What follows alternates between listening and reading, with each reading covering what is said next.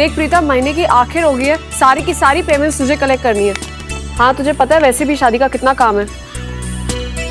रुक रुक रुक, दूसरा कॉल आ रहा है, अभी कॉल करती हूँ मैं। हेलो, हाँ बोलिए। मैम मैं द कॉम्फर्ट होटल से बोल रहा हूँ। आपको सेंटर पीसेस मजेंटा चाहिए या मॉव? एक सेकंड प्रीति, सेंटर पीसेस मजेंटा या मॉव? मैजेंटा। मजेंटा कर दीजिए जी, थैंक यू। अरे सुमन। जी मामी जी। देख बेटा, ये साड़ियाँ ना हमें हमारे मायके से मिली थी, प्रीति के लिए संभाल के रखी थी, तो उसके ससुराल वालों को देने के लिए ठीक रहेगी? अच्छी हैं लेकिन उन लोगों के गेस्ट थोड़े हाई-फाई टाइप के हैं, तो आई थिंक बेटर होगा अगर आप नई भारी साड़ियाँ ले ले तो। सुमन, सारे गहने बन के आ गए, उनका पेमेंट करना है। हाँ मासी, मैं अभी आज ही कराऊंगी। सुमन चेक मुझे दे दे, मैं कार्ड्स देने जा रहा हूँ तो वो काम भी कर लूंगा। थैंक यू सो मच मामा जी। मामा जी चेक मेरे रूम में रखा है। मैं ले लेता हूँ। ठीक। हे हाय। हाय। नमस्ते। नमस्ते बेटा। अरे तुम लोग सब लोग यहाँ पर क्या कर रहे हो भाई? प्रीति की शादी का चोला आना है, सब लोग जल्दी जल्दी तैयार हो जाओ। हाँ हाँ आओ आओ, चलो चलो। इतनी सुबह सुबह तुम यहाँ क्या कर रहे हो? अरे तुम भूल गई, हमें इन्वेस्टर्स के लिए पीपीटी मैंने मतलब पावर पॉइंट प्रेजेंटेशन बनाना है। मुझे पता है पीपीटी क्या होती है, लेकिन आदित्य इस वक्त तो बिल्कुल पॉसिबल नहीं हो पाएगा। बहुत सारे काम हैं, ऊपर से प्रीति के ससुराल वाले शादी का चोला लेकर आने वाले हैं और मुझे मेहंदी भी लगानी है आज। शादी का चोला वो क्या होता है? वो दुल्हन के शादी के जोड़े को शादी का चोला बोलते हैं। उसमें मांग टीका, दुल्हन का जोड़ा, सुहाग का सामान, ये सब दुल्हन के लिए लड़के वालों के यहाँ से आता है। हाँ शो कूल है, तुम काम करो, हम कल बैठते हैं पीपीटी के लिए। एक्चुअली आदित्य कल भी पॉसिबल नहीं हो पाएगा। दरअसल शादी के बहुत सारे काम हैं। एक काम करती हूँ, जब भी मुझे टाइम मिलता है तब मैं पीपीटी खुद ही बनाकर तुम्हें फाइनल कॉपी दे दूंगी। अरे यार अकेले क्यों रेडी करोगी, मैं तुम्हारे साथ बैठ जाऊंगा ना हेल्प करने के लिए। आदित्य एक्चुअली मुझे तुमसे इस बारे में बात करनी थी। देखो मैं जानती हूँ कि ये जो मौका मुझे मिला है ये तुम्हारी वजह से मिला है, एंड ट्रस्ट मी मैं बहुत ज़्यादा ग्रेटफुल हूँ, लेकिन अब इसके आगे मैं सब कुछ खुद ही संभालना चाहती हूँ अकेले। यार हम फ्रेंड्स हैं, आई मीन कम ऑन, इसमें ऐसी फॉर्मेलिटी वाली क्या बात? दोस्त हैं इसलिए इतनी हेल्प ले ली, लेकिन इसके आगे हेल्प लेने में मैं कंफर्टेबल नहीं होंगी। एक्चुअली आदित्य आज तक मैंने ज़िंदगी में सारे रास्ते खुद अकेले तय किए हैं और ये वाला रास्ता भी मैं खुद ही तय करना चाहती हूँ। तो प्लीज़ एक बार फिर तुमने जो भी हेल्प किया उसके लिए थैंक यू। You welcome. बहुत काम है, मैं चलती हूँ।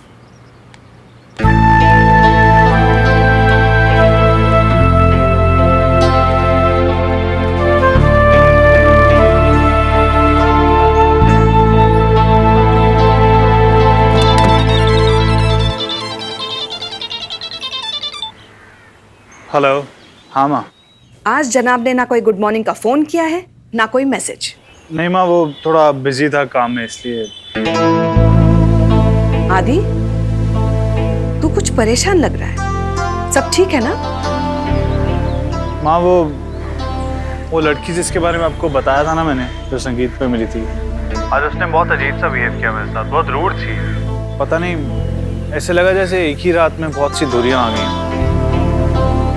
कोई झगड़ा हुआ था? नहीं माँ, कोई झगड़ा नहीं हुआ, कल तक सब ठीक था। मैंने पूछा कि क्या बात है, तो कहती कि बहन की शादी में बिजी हूँ इसलिए।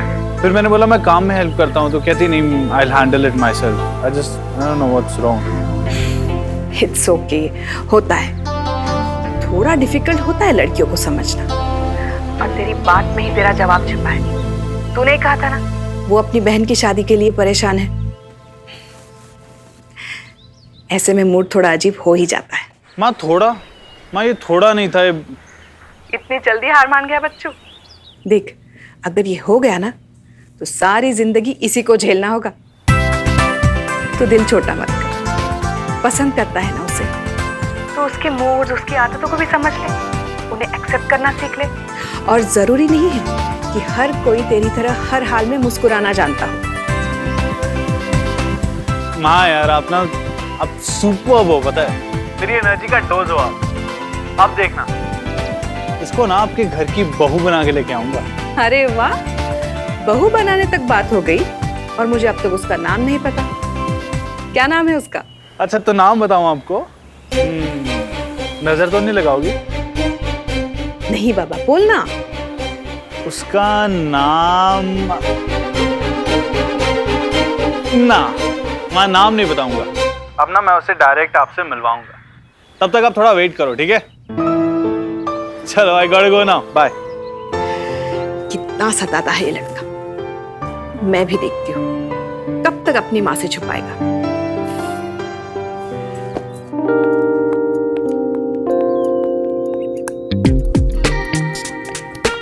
मम्मी जी आप अभी तक रेडी नहीं हुए, हमें तिवारी किला जाना है ना, हम लेट हो रहे हैं। रहने दे, नाम का है किला। मैंने नहीं जाना वहां पर अपना मूड बिगाड़ने।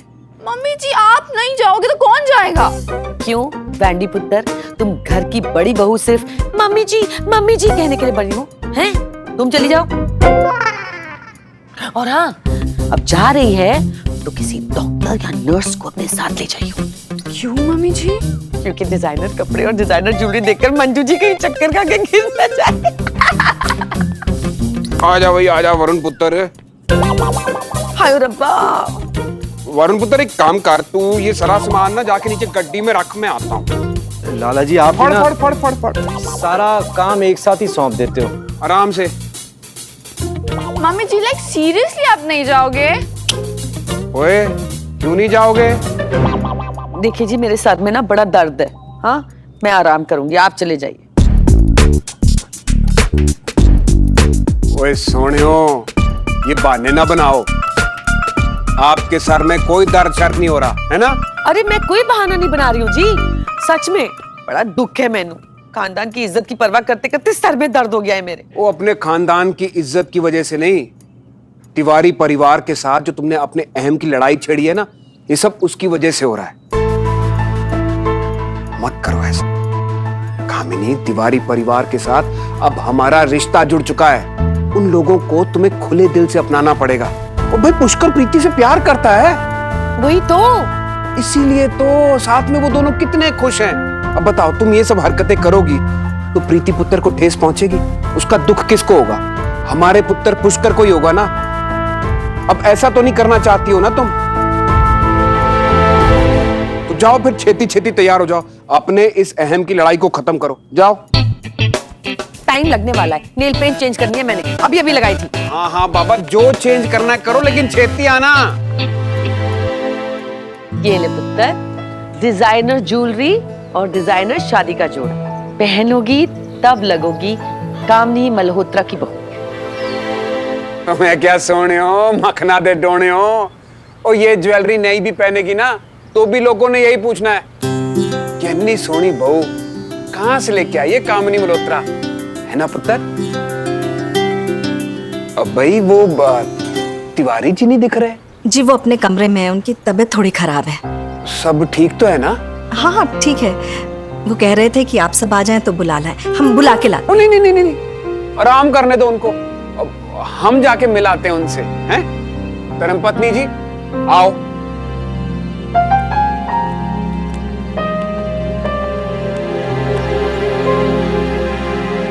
प्रीति हमने तुम्हारे सारे गहने तुम्हारे ड्रेसेस के हिसाब से बनवाए हैं। तुम ना उनमें गॉडेस लगोगी। Have a look. How is it? It's beautiful भाभी, थैंक यू। भाई फैशन के मामले में वैंडी भाभी का कोई मुकाबला नहीं। Thank you. अच्छा प्रीति, अपनी मेहंदी के डिजाइन तो दिखाओ, मैं देखो कैसी है। Wow, it's so beautiful. Parlour से लगवाए या किसी डिजाइनर ने लगाया है? अरे नहीं नहीं, हमारे यहाँ पे तो मलिका ही लगाती है। अब बोरी। हाय मलिका, मुझे इनके बारे में पहले पता होता तो मैं इनसे ही लगवा लेती। बैठ जाइए, आपको भी लगा देती हूँ। नो थैंक्स, मैंने लगवाया है। अरे तो भाभी आप पैरों में लगवा लीजिए ना। That's a great idea. सुमन, तुम्हारे हाथ खाली क्यों है? तुमने मैंने क्यों नहीं लगवाई? हम सबने लगवाई है। वो बहुत बिजी थी ना मैं इतने दिन, तो आज लगवा लूंगी। लेकिन वैंडी भाभी। हाँ आई नो, तुम सब कुछ मैनेज कर रही हो। अरे देखो भाभी, मैंने अपने हाथों में यहाँ पुष्कर का नाम भी लिखवाया है। अब देखते हैं कि वो ढूंढ पाता है कि नहीं। मैं भी लगवाऊंगी। चलो शुरू हो जाओ। बस इनका थोड़ा बाकी है। अब लाओ मैं लगा देती हूँ, तुम वैनी भाभी को लगा दो।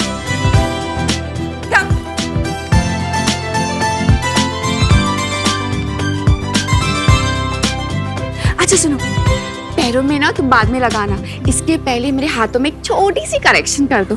जैसे प्रीति के हाथों में तुमने पुष्कर का नाम लिखा है ना, वैसे मेरे हाथों में वरुण लिख दो ना। वरुण मेरे हस्बैंड का नाम है।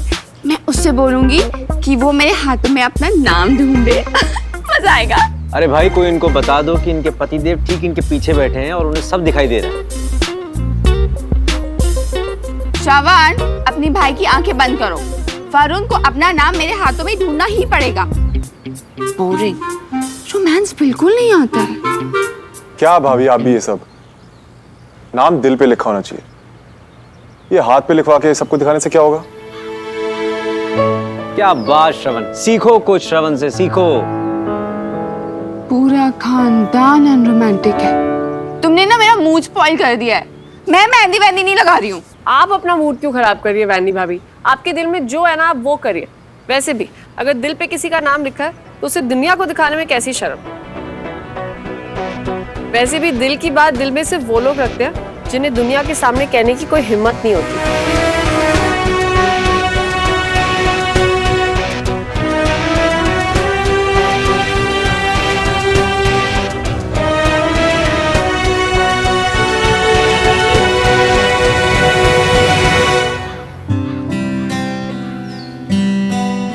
बड़ी अच्छी शॉल है। रामनाथ भाई साहब खुद जाकर कश्मीर वाले आसिफ भाई की दुकान से आपके लिए लेकर आए हैं। उन्होंने कहा कि आपके कपड़े वही चूज करेंगे। वकील बड़ा है और उतने ही बड़पन से रिश्ते भी निभाता है।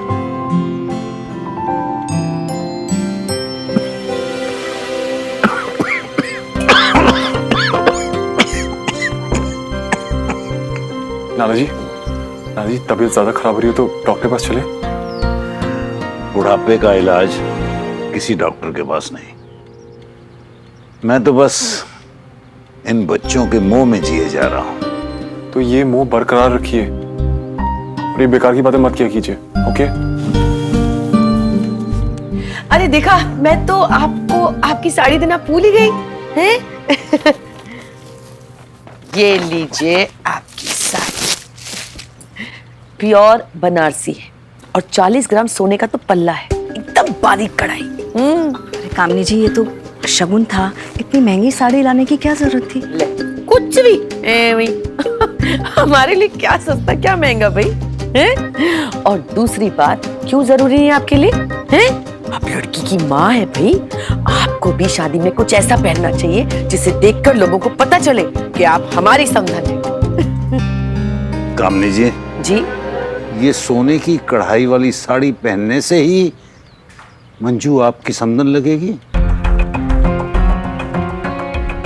रिश्ते प्रेम से बनते हैं। आपसे निवेदन है, बस प्रेम बनाए रखिए, इससे बड़ा धन कोई नहीं। अच्छा तिवारी जी, हम चलते हैं।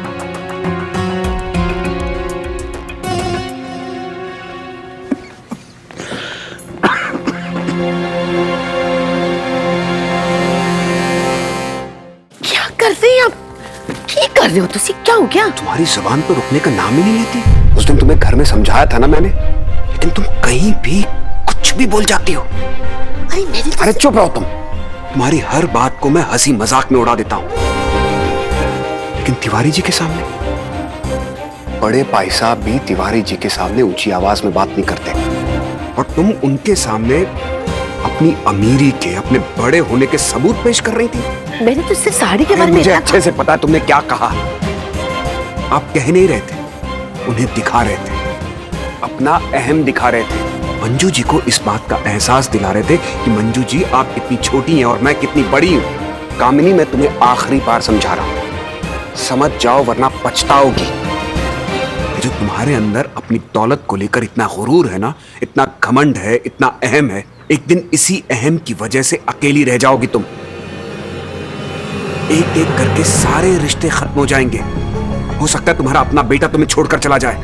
क्या कह रहे हो? बिल्कुल ठीक कह रहा हूं मैंने देखा है लोगों को अहम की वजह से अपने रिश्तों को खोते हुए, और तुम भी बिल्कुल वही कर रही हो। कामिनी, अभी भी वक्त है, सुधर जाओ। अपने रिश्तों को समझने की कोशिश करो। रिश्तों में कोई छोटा या कोई बड़ा नहीं होता है। और ये जो तुम ताने देती रहती हो ना, मत भूलो, जो लोग सुन रहे हैं और मुस्कुरा कर सुन रहे हैं, वो लोग हमारे अपने हैं। जिस दिन उनके सब्र का बांध टूट गया, उस दिन तुम्हारे तानों को सुनने वाला भी आसपास कोई नहीं होगा। अकेली रह जाओगी तुम।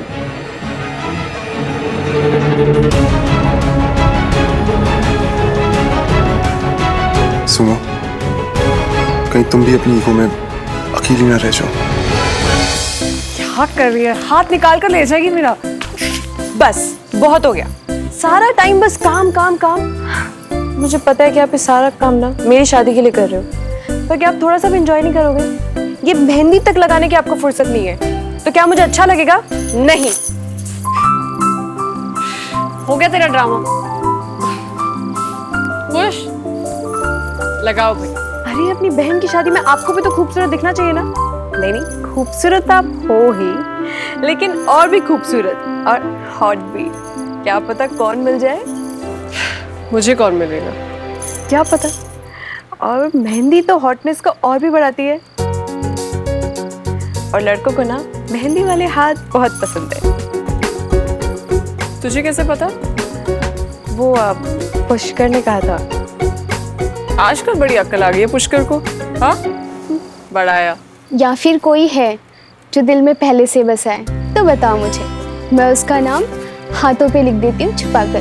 कहते हैं ऐसा करने से मन में बसा हुआ प्रेमी जिंदगी में वापस आ जाता है। काश ऐसा होता, पर सुमंदी के दिल में कोई भी नहीं है।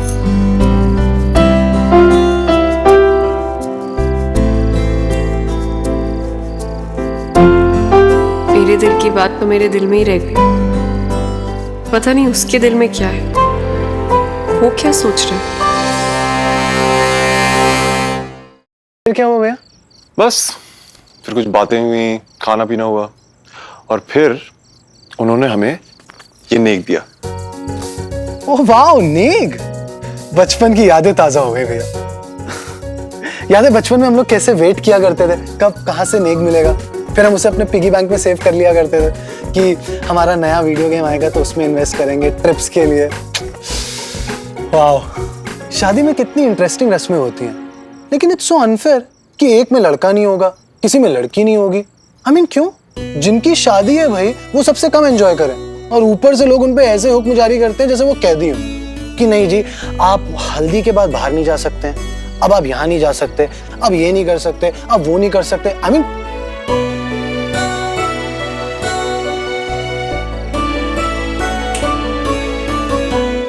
क्या हुआ भैया? आप अपने आप को इमेजिन कर रहे थे क्या? नहीं, कुछ नहीं, ऐसे ही। हेलो भैया, शक्ल देख के बता देता हूँ, ऐसा नहीं है वाली तो कोई बात है नहीं। बताओ ना। यार मैं सोच रहा था कि ऐसी जनरली दिमाग में आया कि एक रिलेशनशिप में ईगो कितनी इंपॉर्टेंट है। क्या बहुत पावरफुल है या फिर कोई फर्क नहीं पड़ता? आप ये क्या बातें सोचने लग गए भैया? मगर एक बात तो है कि ईगो किसी भी रिलेशन का भैया सबसे बड़ा दुश्मन है। आई मीन मैंने खुद देखा है अपने फ्रेंड्स में, जब तक रिलेशनशिप चल रहा है सब कुछ ठीक है, एक बार ईगो आया ना सब खत्म। इसीलिए भैया मैंने तो डिसाइड किया है कि मैं हमेशा प्रीति के साथ समझौता करूंगा, क्योंकि मेरे लिए मेरे ईगो से बड़ा ना हमारा रिलेशनशिप है, हमारा प्यार है। और प्रीति, वो क्या सोचती है इस बारे में? वो भी बिल्कुल ऐसे ही सोचती है। आई थिंक इसीलिए हम दोनों के बीच में ना ये छोटी मोटी रूठने मनाने वाली लड़ाई होती है, क्योंकि मैडम का तो अलग ही फंड है कि भाई सबको खुश रखना है। तो बहुत लकी है छोटे। आजकल सारी लड़कियां ऐसा नहीं सोचती। ट्रस्ट मी भैया, आपको भी बिल्कुल ऐसी लड़की मिलेगी, देखना। मुश्किल है। आजकल कई लड़कियां ऐसा नहीं सोचती छोटे। उनके लिए उनका सो कॉल्ड सेल्फ रिस्पेक्ट, उनकी आजादी, उनका काम, इससे बढ़ के कुछ नहीं है। बात कुछ भी हो, कुछ भी, उसके बीच में उन्हें अपना ईगो, अपना मैं लाना ही होता है।